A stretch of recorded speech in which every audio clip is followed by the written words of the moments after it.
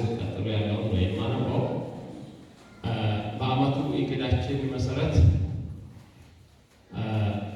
በየይሁዳ አምልኮ አንዳንድ ርዕሶች ተመርጠው ትምህርት እንዲቀርቡ ታስቧል። ስለዚህ በእርግጥ ካለኝ ከዚህ ከስብሰባ ጊዜ ሰፊ ነገር መናገር ባልችልም ከዚህ ካሰብኩት እና ደግሞ በወንጌላውያኑ ከተስማማንበት ሀሳብ መልእክቱን አጠር አድርጌ አቀርባለሁ።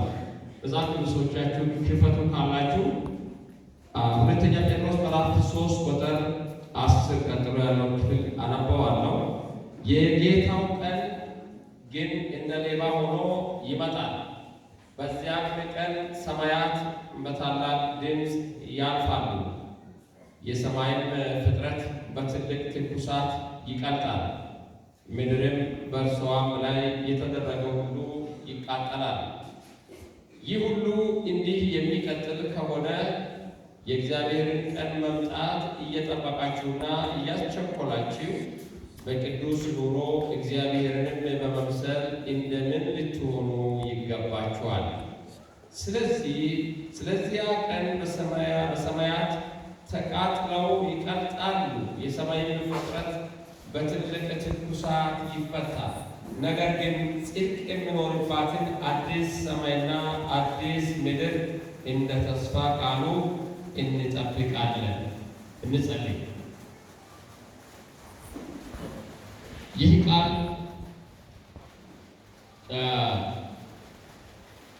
ይሰበካልና ሁሉም ሰው ይጸልይ።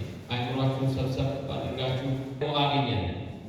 ይህ ቃል ለሰማይ የሚያዘጋጅ ሰማይን የሚያሳስበን ላይኛውን አገር የሚያሳስበን ቃል ስለሆነ ለዚህ ቃል ጊዜ ሰጥተን እንድንሰማ በተዘጋጅተን ደግሞ እንድንቀበል መንፈስ ቅዱስ እንድትረዳን እንጸልያለን።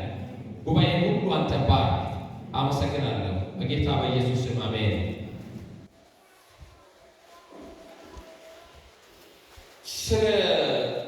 ስለ መንግሥተ ሰማይ አስበናው ይሆን?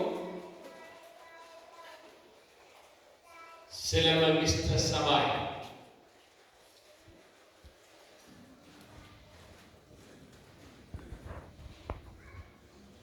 ብዙ ጊዜ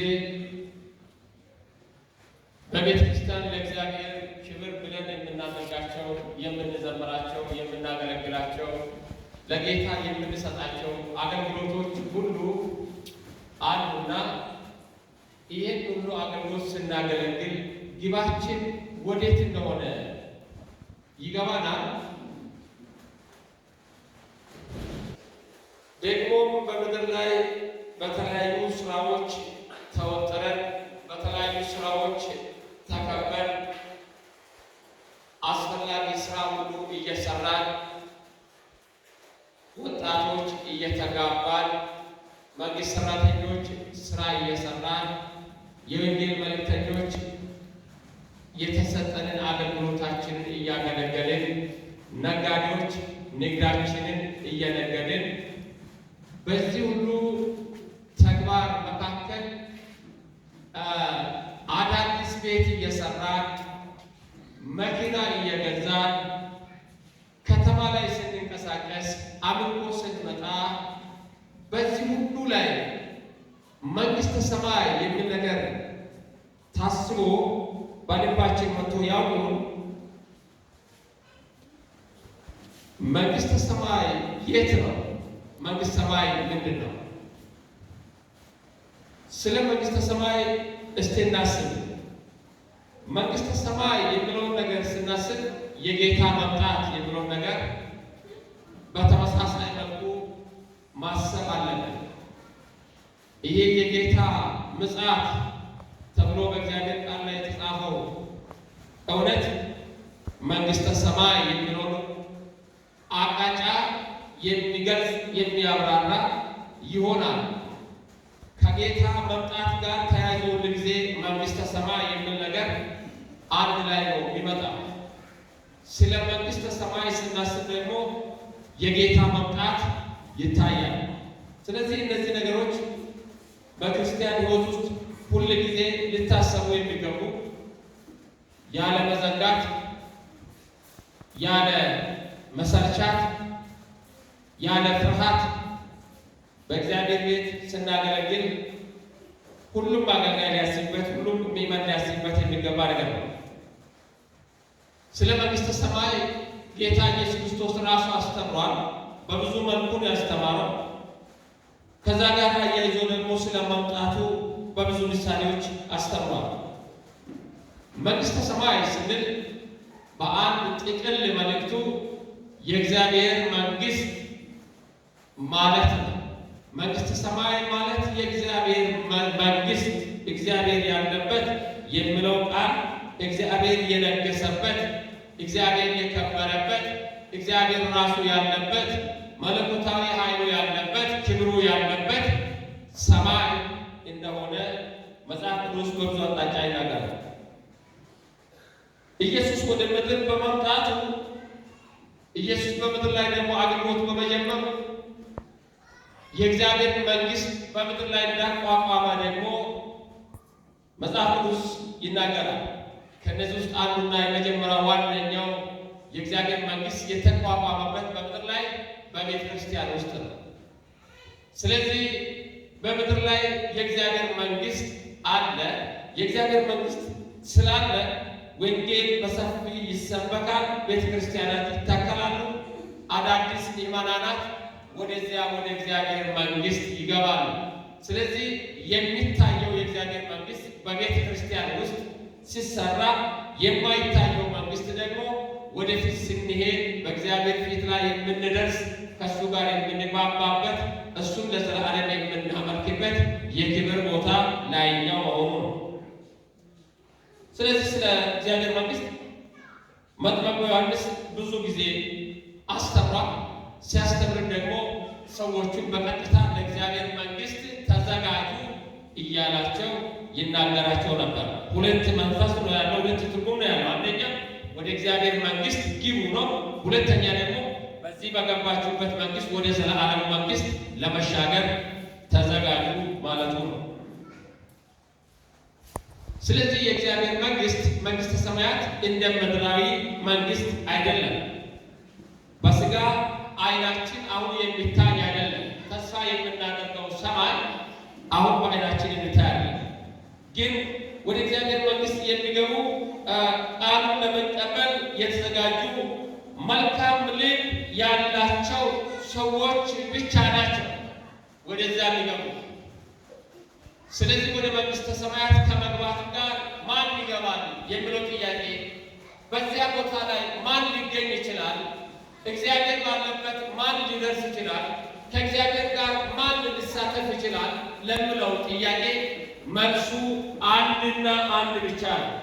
አንደኛ ጌታ ኢየሱስ ክርስቶስን የዘላለም አምላክና አባት አድርጎ የተቀበሉ ምዕመናን ናቸው። ሁለተኛ ከዚህ መዳን ጋር፣ ከዚህ ለውጥ ጋር፣ ከእምነት ጋር ክርስቶስን የሕይወት ጌታ አድርጎ ከመቀበል ጋር ያንኑ አምላክ ከማገልገል ጋር አናና ንጹሕ ልብ፣ እግዚአብሔርን የሚፈራ ልብ ያለ ሰው እሱ ሰው ወደ እግዚአብሔር መንግሥት ሊገባ ይችላል የሚል የመጽሐፍ ቅዱስ አስተምህሮዎች አሉ። መንግሥተ ሰማይ የሚለው ነገር ሶስት ቦታ ላይ ተናገሩ። እሱን ለማሳሰብ ደግማለሁ። መንግሥተ ሰማይ ራሱ እግዚአብሔር ያለበት፣ እግዚአብሔር ያቋቋመበት ቦታ ነው። ምክንያቱም ራሱ መንፈስ ስለሆነ፣ በሁሉ ቦታ የሚገኝ አምላክ ስለሆነ፣ ሁሉ በሁሉ ስለሆነ እግዚአብሔር ስሙ ያለበት መንግሥቱ አለበት ተብሎ መጽሐፍ ቅዱስ ላይ ተገልጧል። ሉቃስ 17 ስናነብ። ሁለተኛ መንግሥተ ሰማይ ኢየሱስ ዛሬ ያለበት ስፍራ ነው። ለምሳሌ እዚህ ኢየሱስ አለ። ቃሉ እንደምናገረው በስሜ አንድና ሁለት ከዚያም በላይ ሆናችሁ በምትሰበሰቡበት በዚያ ስፍራ እኔ ይገኛለሁ አለው ብሏል። ይህንን ነገር ስናገር የእግዚአብሔር አራት አትሪቡቶችን ማሳሰብ ይችላሉ። አራት መለኮታዊ አምላካዊ መገለጫዎች። አንደኛ በሁሉም ቦታ የሚገኝ ሁሉን የሚያው ለዘላለም የሚኖር የሚሉ የእግዚአብሔር የባህሪ መገለጫዎች አሉና የእግዚአብሔር መንግሥት አሁን ኢየሱስ ስሙ ያለበት ስፍራ የእግዚአብሔር መንግሥት ያለበት ነው። ይሄንን ስናገር ቤተክርስቲያን ባለበት ሁሉ ላይ የእግዚአብሔር መንግሥት አለ። አማኝ ባለበት የእግዚአብሔር መንግስት አለ። አንድ ክርስቲያን ባለበት የእግዚአብሔር መንግስት አለ። ወንጌል በተሰበከበት የእግዚአብሔር መንግስት አለ። ነፍሳት በዳኑበት በዚያ ቦታ ላይ የእግዚአብሔር መንግስት አለ። ስለዚህ እኛ የምንመላለሰው ዓለም ላይ አማኞች የሚመላለሱ ክርስቲያኖች የሚመላለሱ አገልግሎት የምናገለግለው የምንዘምርለት የምንመራቸው ምዕመናን የሚሰበሰቡ እግዚአብሔር ባለበት ቦታ ላይ ነው። ስለዚህ ነው ሁል ጊዜ በእግዚአብሔር ጉባኤና በእግዚአብሔር መድረክ ላይ ስንሆን እግዚአብሔር ያለበት ጉባኤ ስለሆነ ፍርሃት ሊሰማን ይገባል፣ አክብሮት ሊሰማን ይገባል፣ ህዝቡ ሊከበር ይገባል የሚለው መልእክቶች ከብዙ አገልጋዮች አንደበት የሚወጣው ምክንያቱም የእግዚአብሔር መንግስት የሆነው የእግዚአብሔር መገለጫ የሆነው የእግዚአብሔር ፈቃድ ያረፈበት ህዝቡ ያለበት ላይ የክርስቶስ አክብሮት የህዝቡ አክብሮት ህዝቡን የመውደድ ህዝቡን የማክበር ትልቅ እይታ ሊሰጥበት እንደሚገባ ብዙ ጊዜ የምናወራው ከዚህ የተነሳ ነው። ስለዚህ ኢየሱስ ባለበት ስሙ ባለበት መንግስቱ እዛ ቦታ ላይ አለ ማለት ነው። በሶስተኛው ሐሳብ መንግስተ ሰማያት የት ነው ለምለው አንድ ግንዛቤ ለመስጠት ይህ ዓለም ካለፈ በኋላ በአዲስ ተፈጥሮ አዲስ ዓለም አዲስ አገር አዲስ ፍጥረት አዲስ እይታ የምናይበት ቦታ ነው። ይሄ ዓለም ካለፈ በኋላ የምድር ችግር ካለፈ በኋላ ይሄ ማለት ኢየሱስ ክርስቶስ ከመምጣቱ ጋር የሚከሰት አዲስ ክስተት ነው ማለት ነው። እነሆ አዲስ ሰማይና አዲስ ምድርን አየሁ ይላል። ይሄ አዲስ ምድርና አዲስ ሰማይ ክርስቶስ ሲመጣ ይሄ አሮጌው ነገር ሁሉ አልፎ እግዚአብሔር ነገሮችን ሁሉ አዲሶ አዲስ ነገር የሚሰጥበት ቦታ ነው። ያ ቦታ መንፈስ ቅዱስ ያለበት አብ ያለበት ወልድ ያለበት ሰማይ መንግስተ ሰማይ ይባላል። ከዚህ ጋር አያይዤ ጀሆባዎች መንግስተ ሰማይ የት ነው ለምለው መንግስተ ሰማይ አሁን እኛ ያለንበት ምድር በአንድ ጊዜ ሙሉ በሙሉ ተቀይሮ እዚሁ ነው የምንኖረው፣ ሰማይ አንሄድም፣ ሌላ ሰማይ የለም የሚል አስተምሮ አላቸው። መጽሐፍ ቅዱስ ግን ይሄ ሙሉ በሙሉ ሐሰት እንደሆነ ይናገራል። መንግስተ ሰማያት አዲስ ምድርና አዲስ ሰማይ እግዚአብሔር ልጁን ልኮ ወደ እኛ ሲመጣ እኛን ይዞ ወደ ላይ ሲሄድ ከአብ ጋር የምንቆይበት የሰማይ ኑሮ ነው እንጂ ይሄ ቦታ አይደለም። ይሄ ቦታ ግን ያልፋል። ይሄ ቦታ ግን ይጠፋል። ዓለም ይቀየራል። የዓለም ተንኮሎች፣ የአጋንንት ስራዎች፣ የተንኮለኞች ሴራ ጌታ ሲመጣ እንዳልነበሩ ይሆናል። እሱ ብቻ ነው። ፀሐይና ጨረቃ ይጠፋሉ። ከዋክብቶች ይወድቃሉ። ታላላቅ ነገሮች ይጠፋሉ። በጣም የተጨበጨበላቸው ነገሮች ጌታ ሲመጣ ከቦታው ላይ ይታጣሉ። ያን ጊዜ እግዚአብሔር ራሱ በፈጣሪነቱ አዲስ ሰማይና አዲስ ምድርን ይፈጥራል። በዚያ አዲስ ሰማይና አዲስ ምድር ላይ በተለወጠ ማንነት ክርስቲያኖች እግዚአብሔር ያመልኩታል። አሜን ትላላችሁ? በዚያ በተለወጠ ሰማይና ምድር በተለወጠ አገር በተለወጠ መንፈስ በተለወጠ ማንነት መጽሐፍ ቅዱሳችን እንደምናገረው ጌታ ሲመጣ በአይን ቅጽበት ይሄ የሚበሰብሰው ስጋ የማይበሰብሰውን ለብሶ የሚያረጀው የማያረጀውን ለብሶ የሚጠፋው የማይጠፋ ለብሶ ክርስቶስን የሚመስል ማንነት ይዘን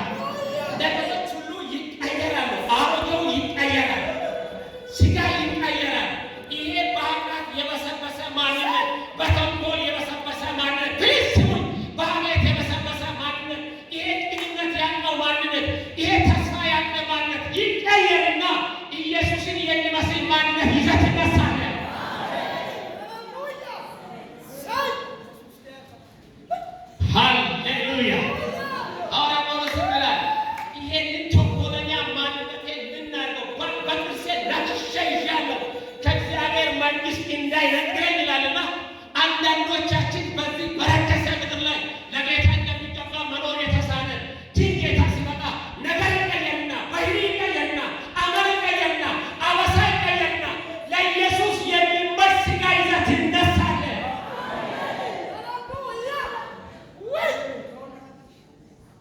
ማነው የሚስማማ? እዚያ ቦታ ላይ ይገኛሉ። በማታችሁ ውስጥ አጨብጭቡና ለጌታ ክብር አቅርቡ። ሃሌሉያ! ሰማይ መንግሥተ ሰማይ አሮጌ ነገር የማይገባበት መንግሥተ ሰማይ የምድር ገጽታዎች የማይታዩበት መንግሥተ ሰማይ የዛን ክፍፍል የማይታይበት መንግሥተ ሰማይ የምድር ድካም የማይከተልበት መንግሥተ ሰማይ የቋንቋ ችግር የማይገባበት መንግሥተ ሰማይ የቤተሰብ ችግር የማይገባበት መንግሥተ ሰማይ የኑሮ ውድነት የማይገባበት መንግሥተ ሰማይ በሽታ የማይገባበት መንግሥተ ሰማይ ጨለማው የማይታይበት መንግሥተ ሰማይ የቅዱሳን መኖሪያ። ሃሌሉያ ሃሌሉያ! እስቲ ቀኝ እጃችሁን አንሱ። እዚያ ጋር ይገኛሉ በሏታችሁ። ድገሙ። እዚያ ጋር ይገኛሉ በሏታችሁ። አንተ ድገሙ። እዚያ ጋር ይገኛሉ በሏታችሁ። እግዚአብሔር ያድርግላችሁ።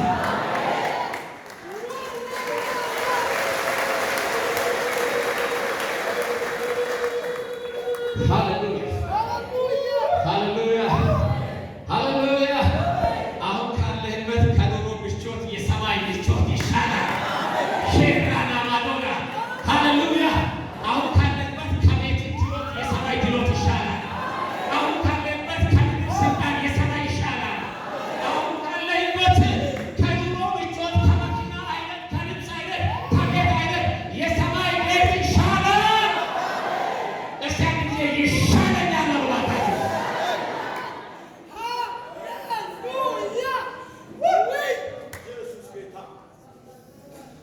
አዲስ ይሆናል።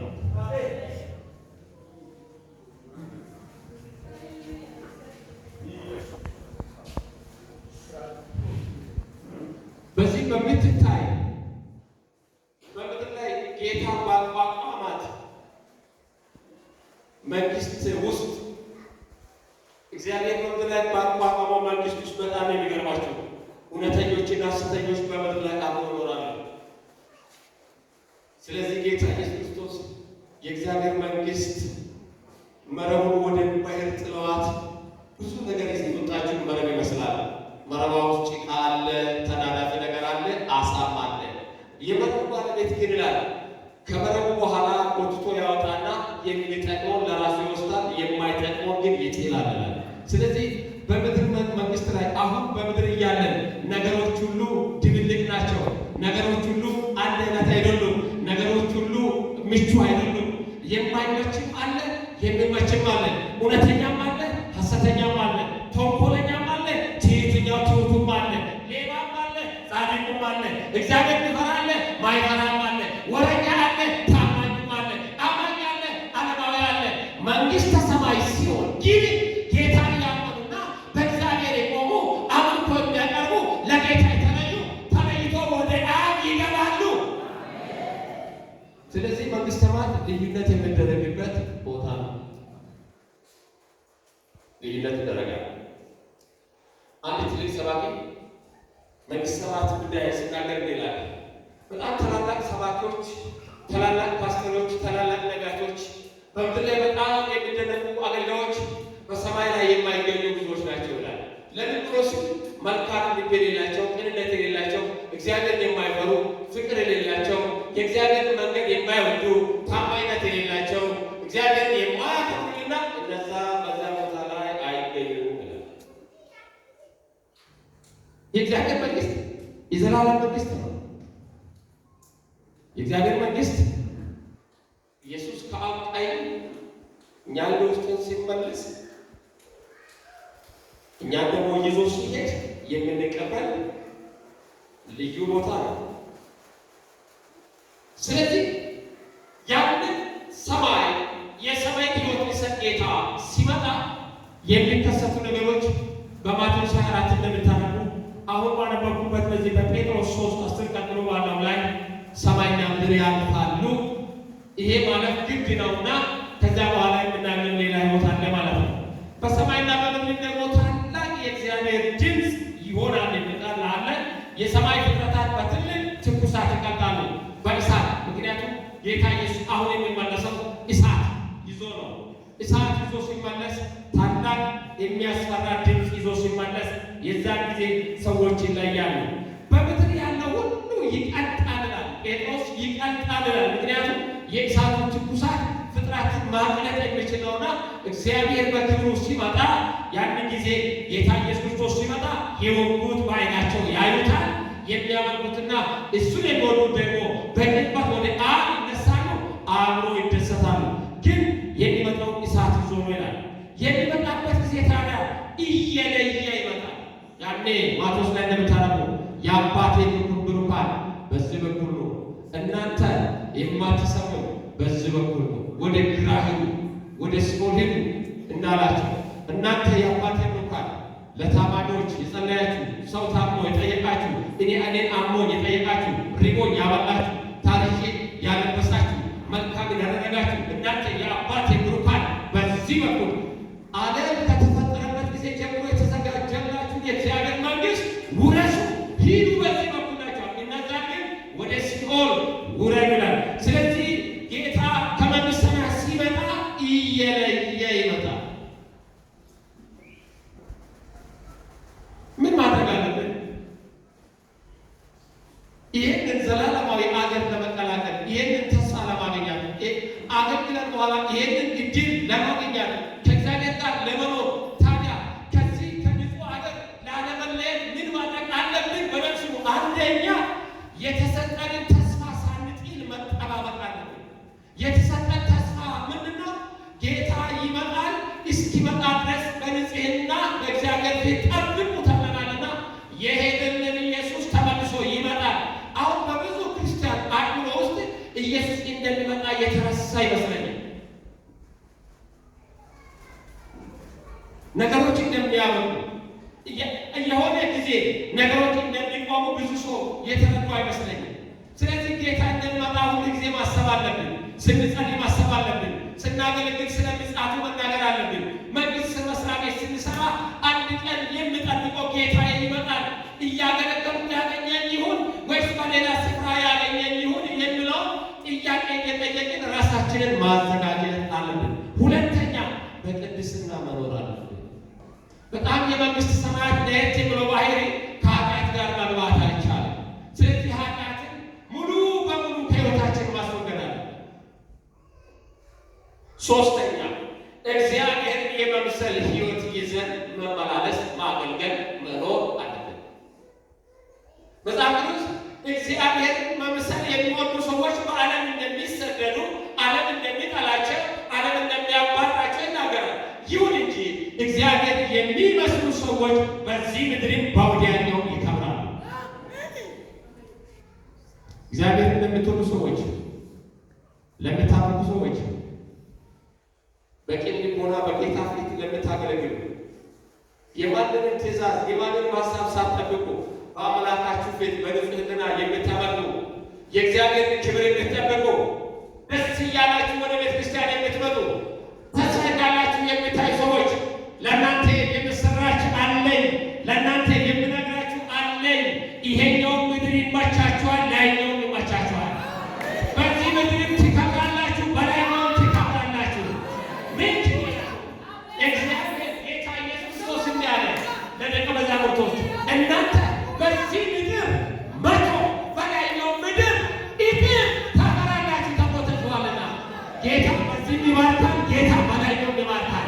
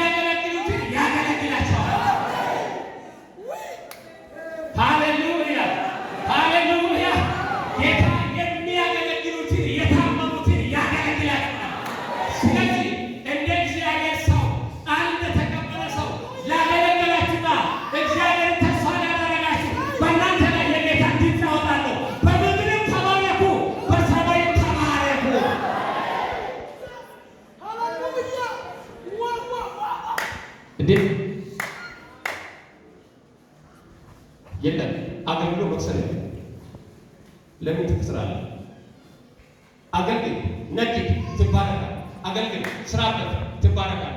አገልግል፣ ዘምር፣ ተማር፣ ትባረካለህ። አገልግል፣ ስራበት፣ ነግድበት፣ አድርግበት፣ እግዚአብሔር ይባርካል። በምድርም 100 እጥፍ በሰማይም ላይ 100 እጥፍ ታፈራላችሁ። ስለዚህ በረከት የጀመረው ከዚህ ምድር ነው፣ ከቤት ነው። እግዚአብሔር በረከት የጀመረው ከሆሳዕና ነው፣ ከአንተ ቤት ነው። አገልግላ ያልተሳክሰው የደስታ ምስጋና ለእግዚአብሔር ይገባል።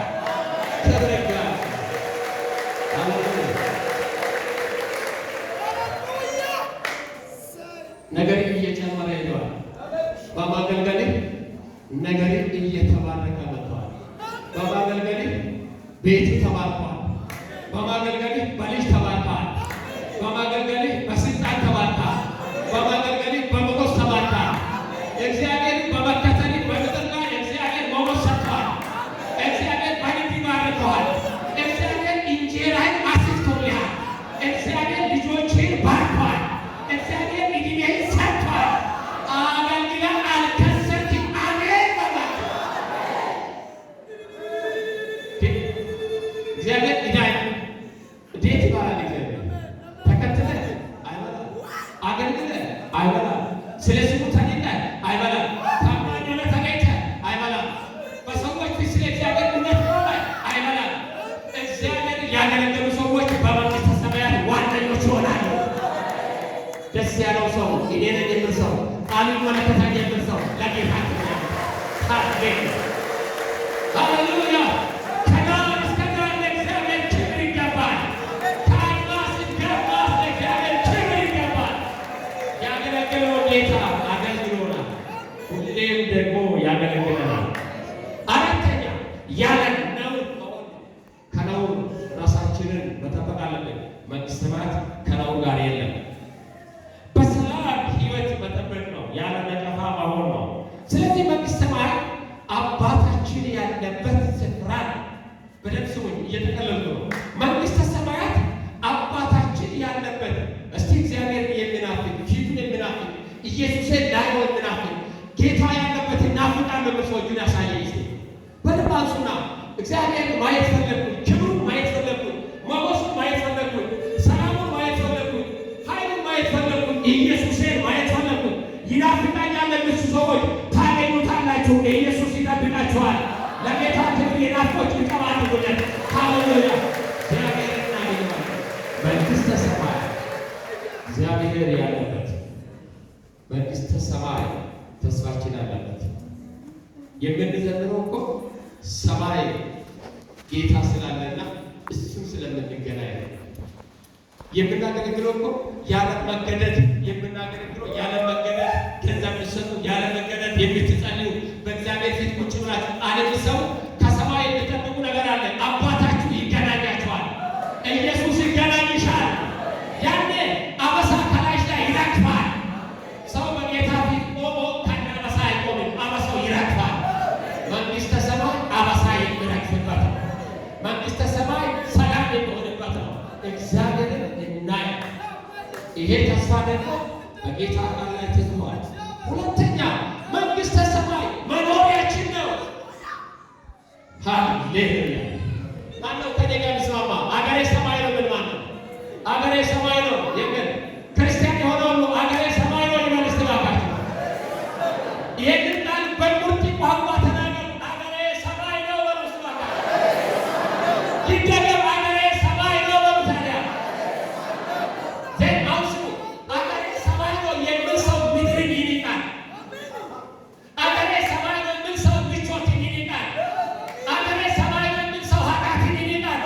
አገሬ የሚል ሰው ጓደኛ፣ ዘረኝነት፣ ይሄ አድማስና አይመለከተው። እስቲ አገሬ ሰማይ ነው እባካችሁ። እግዚአብሔርን እንገናኛለን። መኖሪያችን መንግሥተ ሰማይ ነው። መንግሥተ ሰማይ ዛሬ የወንድማችንን ደረጃ ዚህ ማለት ጊዜ አስብ ነበረ። የስብሰባ ጊዜ ስላለ ምንም ማድረግ አልቻልኩትም። መንግሥተ ሰማይ ይመጣል። ይሄ ልክ እያገለገልን እያለን ወደ ሰማይ የሚወስደን ዝማሬ። ስለዚህ መኖሪያችን ሰማይ ነው። ጌታ ምን ያለ እኔ ወደ አብ ሄዳለሁ እኔ ባለሁበት እናንተም ትሆናላችሁ እናንተ ደግሞ ከእኔ ጋር እንድትሆኑ ደግሞ ዳግመኛ ተመልሼ እመጣለሁ ከዛሳ እወስዳችኋለሁ ከአብ ጋር እንሆናለን እኔ ባለሁበት እናንተ ትሆናላችሁ እዛ ማረፊያ ተዘጋጅቶላችኋል ሃሎ ሃሎ ቤት የሌለ ሰማይ ላይ ቤት አለ ኑሮ የሌለ ሰማይ ላይ ቤት አለ ደሞዝ የሌለ ሰማይ ላይ ቤት አለ እስቲ ኢየሱስ አባቴ ነው እንደባካችሁ ደስ ይበል ዲያም ዘንጦ ነው ጌታ ይባርክ የተለየ ቤት አይሆንም እያንዳንዳችን ባገለገልንበት መጽሐፉን ጀምሮ እስከ መጨረሻ ድረስ በእናት ፊት ትቆማለህ የሰራውን ትቀበላለህ የዘራውን ትቀበላለህ ያገለገልከውን ታጭዳለህ የሄድክበትን ይሰጣል ስለተባለ እያንዳንዱ ሰው እኔ የሚገርመኝ ድሃ ምንም የሌለው ግን ለጌታ የኖረ ሰው የከበረ ቤት ይጠብቀዋል አሜን አሜን ስለዚህ ሰማይ ላይ ልዩነት ይሆናል መኖሪያዬ ሰማይ ነው መንግሥተ ሰማይ መንግሥተ ሰማይ ከሞት ወዲያ አያችሁ መንግሥተ ሰማይ ማለት ሞት የማይገባበት የዘላለም ክብር ያለበት ቦታ ነው ስለዚህ እዚያ ነው ቤት ያለ ቤት ባለበት ልብ ሊሆን ይገባል መጽሐፍ ቅዱስ ሀብት ባለበት ልብ አለ ይላል ቤት ያለበት ሰማይ ነው ስለዚህ ቤት ባለበት ላይ ልብ ይይዛል ሰማይ ከላይ አዲስ ሰማይና አዲስ ምድር ይሆናል ከዓይኖቻችን ደግሞ እንባ ይታበሳል ሾ ሀሾ ላተከማ ቀዳኮማ ኡላ ማለን ሀውሳኮ ኪላከማ ሁስማ ጌታቴሮራ ጉድማ ኢሳማሊማ ቤቻ ማሊማ ማማሉ ሂባሉ በቶሞ ማአቤታ ቤታ ቤታ ቤታ እንባ ከዓይኖቻችን እግዚአብሔር እንባ የሚያብስበት መንግሥተ ሰማይ ነው እንዳለቀስን አንገባ እንደተራብን አንገባ እንደተገፋን አንገባ እንደተጠላን አንገባ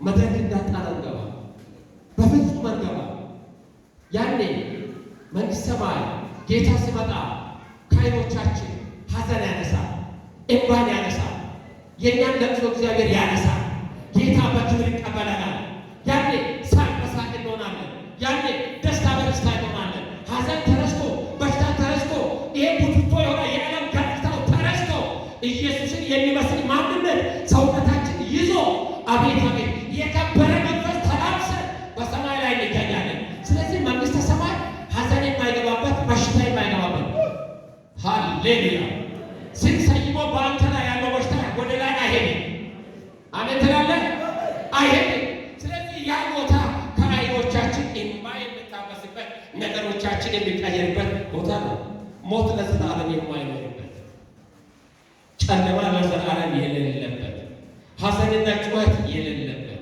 የቀደመው ስርዓት የማይገባበት አዳማዊ መገለጫ ሊገባ የማይችልበት ሰማይ ክርስቲያን ለዛ ነው አማኝ ነው እዚህ ዘፈን ልትቀመጥ አይደለም እዛ ነው የምትሄደው ይጠብቃል ክብር በሰው እጅ ያልተሰራ በእግዚአብሔር እጅ የተሰራ የዘላለም ቤት በአብ ዘንድ ተሰርቷል አሜን በርባቴ የጭቃ ቤት አይደለም የምድር መሐንዲሶች የሰሩበት አይደለም 200 ካሬ ሜትር ጉዳይ አይደለም ሰማይ ላይ ሰፋፊ ክብሮች ይጠብቁናል ክብር ለእግዚአብሔር ይሁን እስቲ ቀኝ እጃችሁን ብድግ አድርጉና እዚያ ቦታ ላይ ይገኛሉ በርባታቸው ማነው እምነት የተፈጠረበት ሰማይ የብሎ ቃል ሲመጣ እዚያ ቦታ ላይ ይገኛሉ